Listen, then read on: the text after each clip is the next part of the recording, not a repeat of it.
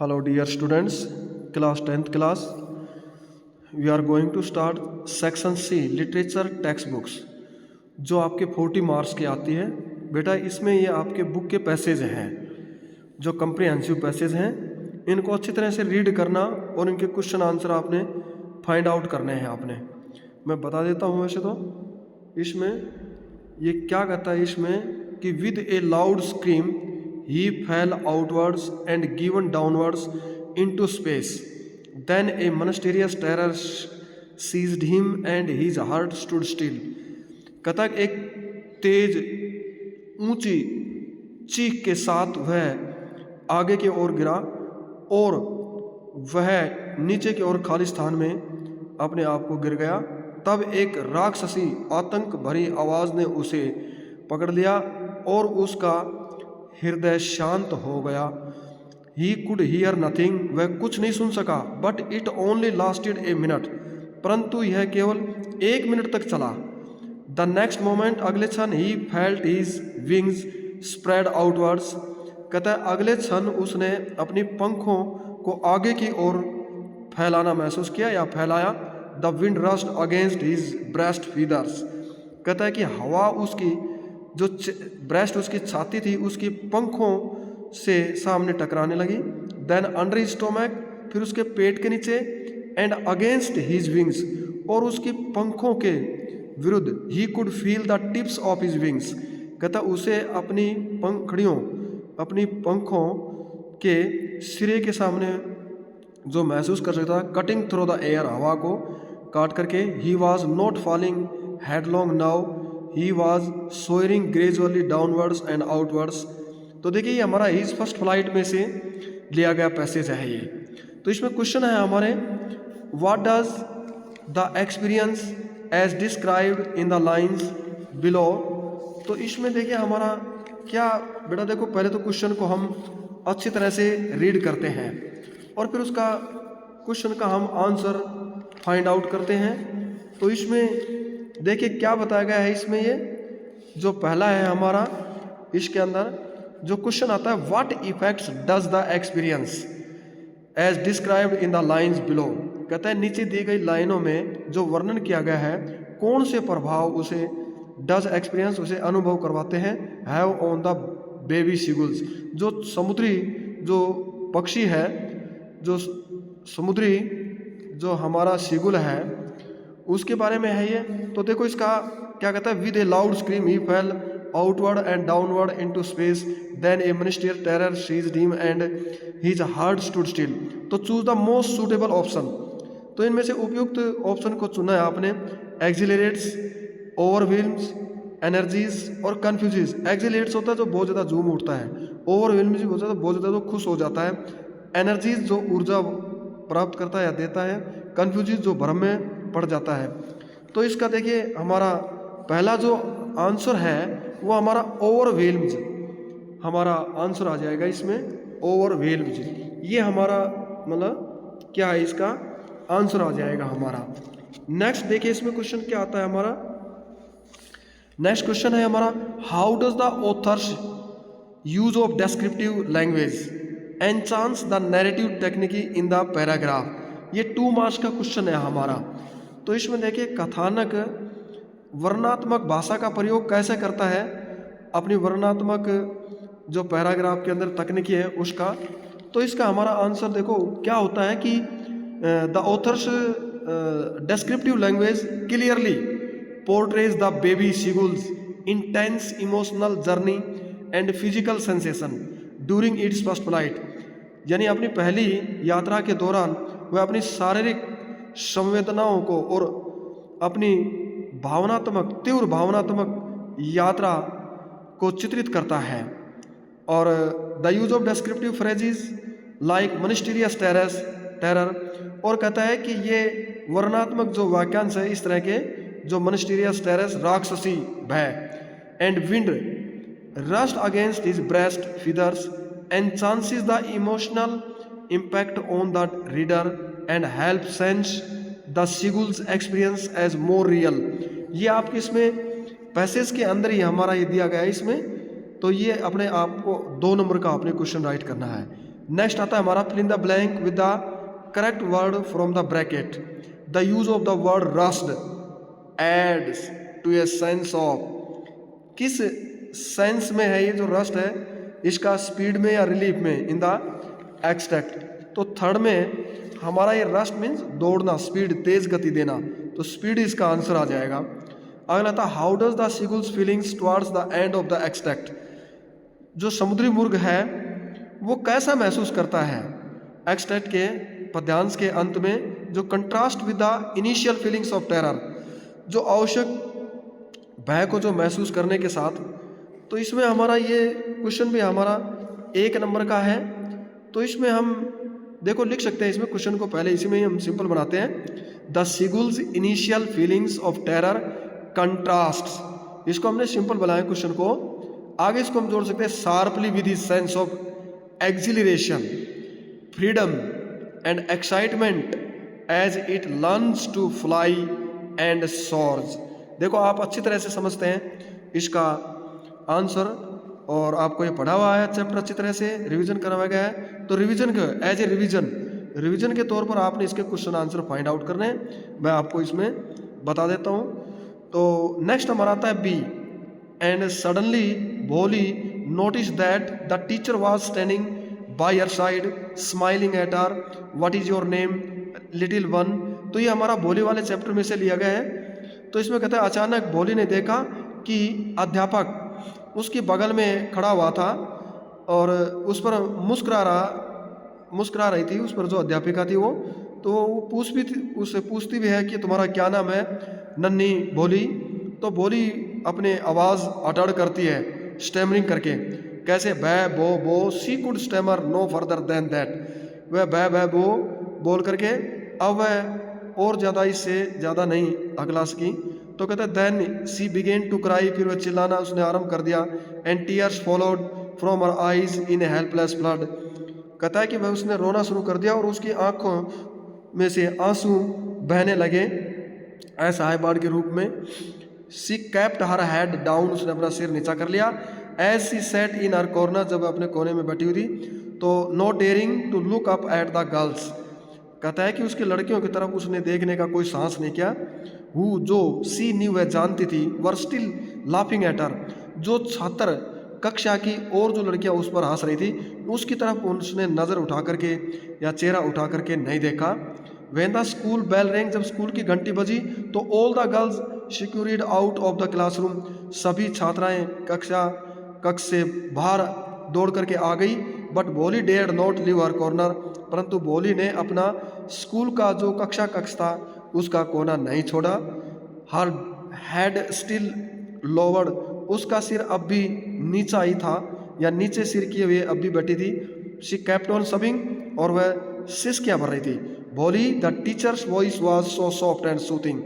अब भोली की अध्यापिका कहती है कि भोली कहता है कि अध्यापक ने बहुत ही कोमल और साधारण आवाज़ में उसे कहा, इन ऑल हर लाइफ, अपनी सारी जिंदगी में she had never been called like that, उसने कभी भी इस प्रकार से उसे नहीं पुकारा था। That it touched her heart, उसने भोली का दिल छू लिया था।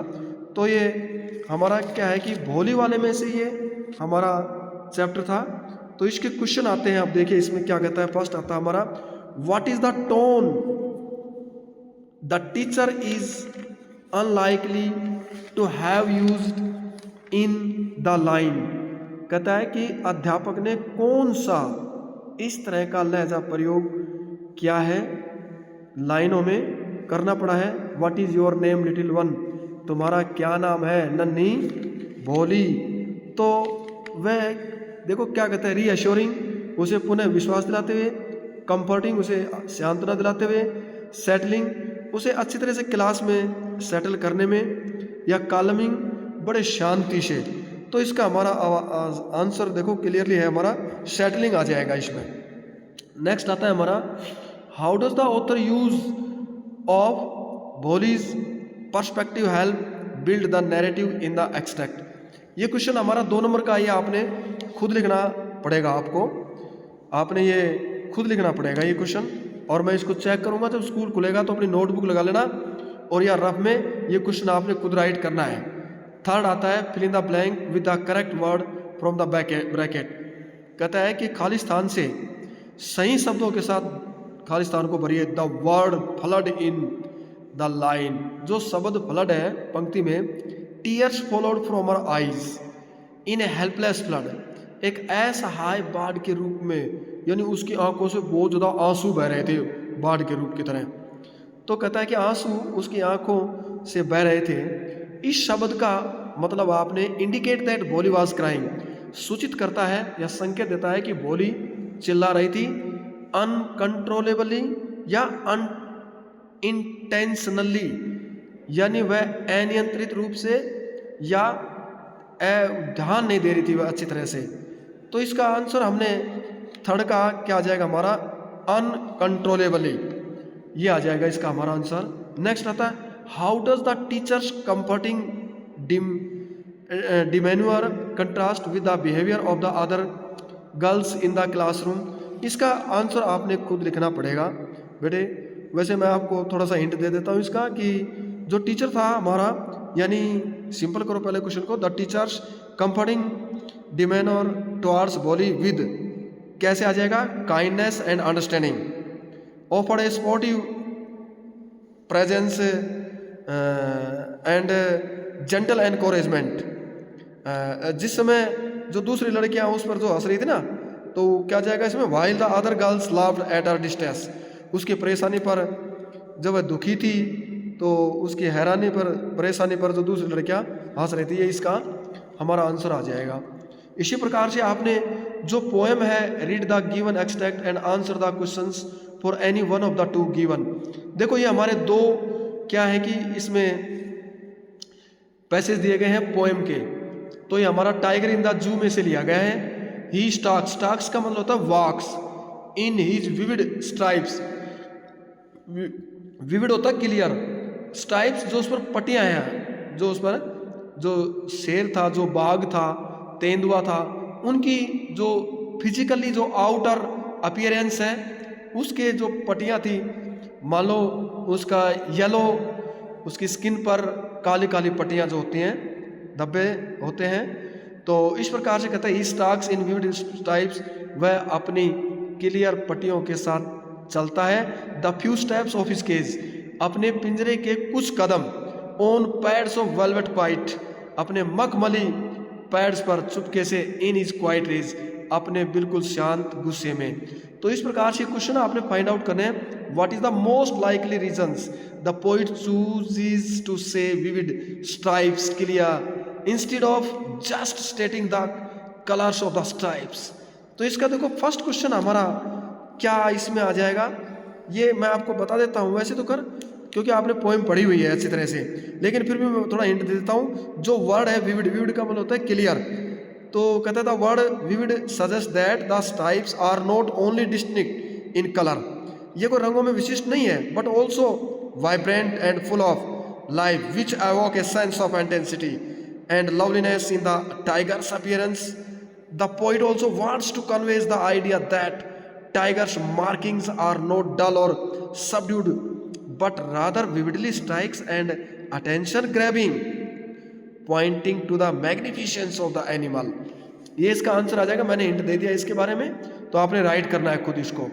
आगे आता है fill in the blanks with one word, एक वर्ड भरना है इसके अंदर एक शब्द के साथ।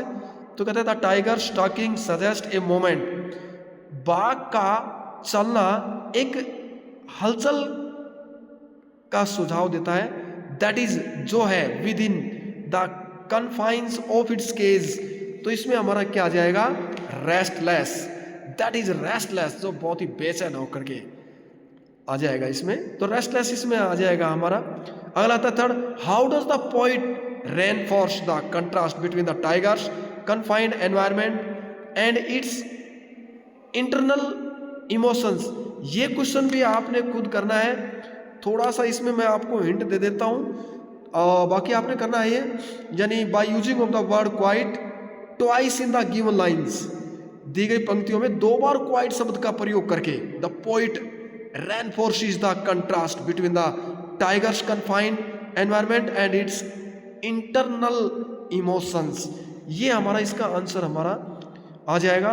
अगला आता है select the option that applies the same rhyme scheme as the lines of the given extract. देखो, this bird so small and sweet green sings loud in the morn preached on a branch green sweet chirp chirp tweet tweet। B में क्या कहता है, perched on a branch this bird so sweet and lean sings aloud in a voice chirp chirp tweet tweet। तो देखो इसके अंदर कोई rhyme नहीं बन रही इसके अंदर, ठीक है। तो इसमें हमारा जैसे क्या आ जाएगा, अगले में देखो, this bird sings without A care sweet perched on a branch green a song with the world to share with its feelings to keen। देखो पहले में क्या है, केयर शेयर ग्रीन कीन। डी में और देखते हैं, हमने लास्ट वर्ड को देखना है इसमें। देखो डी में देखो लास्ट में क्या है, देखो this bird so small and more branch और मेलोडी। तो ये भी देखो इसमें भी नहीं है। तो सी आंसर है उसमें हमारी जो राइम स्कीम है वो हमारी बन रही है केयर शेयर ग्रीन कीन। तो ये हमारा सी आंसर आ जाएगा, A B C B, A B C B, ये हमारा सी में राइम स्कीम है। अगला हमारा बेलिंडा वाले में से है ये, या बेलिंडा है ये, the tale of custard the dragon. तो ये पोएम बेटे आपने खुद करनी है। और ये जो क्वेश्चन आंसर हमने जो आपको दिए हैं आगे, ये जो क्वेश्चन आंसर है क्वेश्चन नंबर 8 से, ये आपने खुद अपनी नोटबुक में करने हैं और अपने आप को फाइंड आउट करने हैं इन क्वेश्चन आंसर को। ये अपने आप को आपने करने हैं ये, ठीक है। जैसे आंसर यानी 4 ऑफ द फॉलोइंग क्वेश्चंस, जैसे पहले मिजिबल द ऑर्डर में से है, दूसरा हमारा भी इस प्रकार से ट्री जो पोएम है उसमें से लिया गया है, थर्ड हमारा लेटर टू गॉड में से है, फोर्थ जो है हमारा अमांडा में से है ये, ठीक है।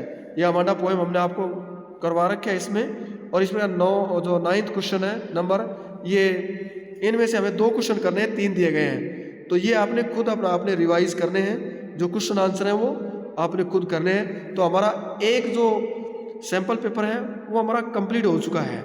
तो आपने इसको अच्छी तरह से, जैसे 11वां क्वेश्चन है, इसके 2 पार्ट्स दिए गए, तो एक पार्ट आपने क्वेश्चन का करना है इसके अंदर। जैसे पहला हमारा क्या है, इसके अंदर ग्रिफिन का है, दूसरा जेम्स हैरियट्स का है। तो ये क्वेश्चन लॉन्ग है, अपनी रफ नोटबुक में लिख करके देखेंगे, उसको रिवीजन करेंगे, चैप्टर में पढ़ेंगे ये क्वेश्चन का आंसर कहाँ पर है, फाइंड आउट करेंगे। तो इस प्रकार से हम आपको बेटे सैम्पल पेपर में से रोजाना एक क्वेश्चन पेपर करवाएंगे। तो इससे आपका भी अनुभव होगा और साथ के साथ बीच बीच में जो चैप्टर जो क्वेश्चन दिए गए हैं, कंप्रिहेंसिव पैसे दिए गए हैं, पोएम के दिए गए हैं, वो भी आपके रिवीजन हो जाएगा। ये this is a good method for reading and study. तो now I am ending this sample papers first topic या first sample papers. At the end of the I want to suggest that everybody will read honestly and write the questions answer in your rough notebook. You may experience on finding the questions answer by yourself from the textbooks, and you can imagine and mind how to find out the questions answers by yourself and feel enthusiasm by yourself. It means you are a good student, you feel intelligent by yourself. Okay बेटा, आपने question find out करने हैं अच्छे से, मेहनत से, लगन से, इंटरेस्ट लेकर के, रुचि के साथ इन एक्सरसाइजेस को करना है। इनको यूं नहीं है, do not throw these exercises in waste. इनको आपने ऐसे बेकार में नहीं इधर उधर फेंक देना है। आपने अच्छी तरह से sitting in silently in a lonely place in your house and concentrate your mind, you will find out these questions without problem and without agitation. And when you find out these question answers, you will feel happiness and feel intelligent. Okay बेटा, तो इन exercise को आपने करना है। Thank you बेटा। Okay.